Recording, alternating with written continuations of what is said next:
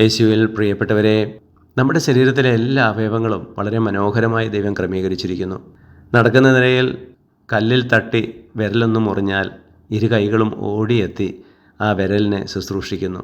വിരലിന് നല്ല വേദനയുണ്ടെങ്കിൽ കണ്ണുകൾ നിറഞ്ഞൊഴുകുകയാണ്.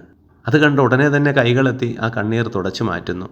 അങ്ങനെ വളരെ മനോഹരമായിട്ടാണ് ശരീരത്തിലെ അവയവങ്ങൾ പരസ്പരം സ്നേഹിച്ചും സഹകരിച്ചും പ്രവർത്തിക്കുക. നടക്കുമ്പോൾ കാലിൻ്റെ താളത്തിനനുസരിച്ച് കൈകൾ വീശാറുണ്ട്. ഇനി നടപ്പ് ഓട്ടമായി മാറുമ്പോഴോ കാലുകൾ വേഗത്തിൽ ചലിക്കുന്നതനുസരിച്ച് കൈകളും അതനുസരിച്ച് വേഗത്തിലാവുകയാണ് ചലനം. അങ്ങനെ കൈകളും കാലുകളും സ്പീഡിൽ പ്രവർത്തിക്കുമ്പോൾ ശരീരം ചൂടാകുമ്പോൾ വിയർക്കുകയാണ് തണുപ്പിക്കാനായി. അങ്ങനെ പരസ്പരം സ്നേഹിച്ചും സഹകരിച്ചും സഹായിച്ചും നമ്മുടെ അവയവങ്ങൾ പ്രവർത്തിക്കുന്നു. നമുക്ക് ബഹുമാനവും ആദരവും കിട്ടുമ്പോൾ എല്ലാ അവയവങ്ങളും ഒന്നിച്ച് സന്തോഷിക്കുകയാണ്.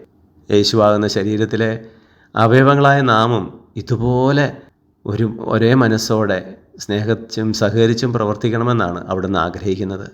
വേദനകളിൽ ഓടിയെത്തി അവരെ ശുശ്രൂഷിക്കാൻ, സഹായിക്കാൻ, സന്തോഷങ്ങളിൽ പങ്കുചേർന്ന് സന്തോഷം ഇരട്ടിയാക്കാൻ ഒക്കെ നമുക്ക് സാധിക്കട്ടെ.